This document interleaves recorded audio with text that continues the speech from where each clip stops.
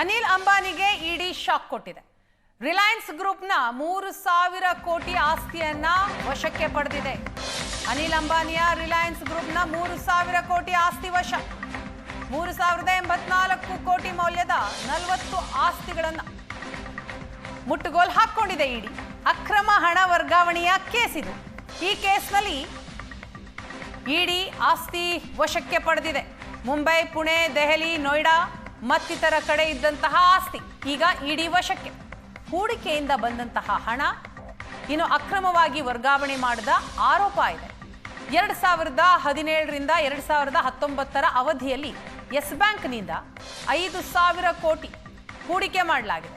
Yes bank ಕೊಟ್ಟಂತಹ 5,000 ಕೋಟಿ ಹೂಡಿಕೆ ಅಕ್ರಮವಾಗಿ ವರ್ಗ ಆಗಿದೆ ಅನ್ನುವಂತಹ ಹಿನ್ನೆಲೆ ರಿಲಯನ್ಸ್ ಕಂಪನಿಯ ಬೇರೆ ಬೇರೆ ಬ್ರಾಂಚ್ಗಳಿಗೆ ಸಾಲವಾಗಿ ಹಣ ವರ್ಗಾವಣೆಯಾಗಿದೆ. ರಿಲಯನ್ಸ್ನಲ್ಲಿ ಹೂಡಿಕೆಯಿಂದ ಯೆಸ್ ಬ್ಯಾಂಕ್ಗೆ 2,700 ಕೋಟಿ ನಷ್ಟ ಆಗಿದೆ.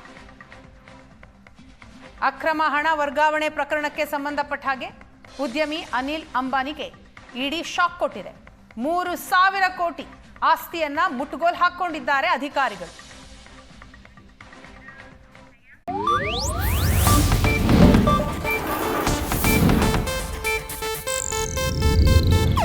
ಇದು ಏಷ್ಯಾನೆಟ್ ನ್ಯೂಸ್ ನೆಟ್ವರ್ಕ್ ಪ್ರಸ್ತುತಿ.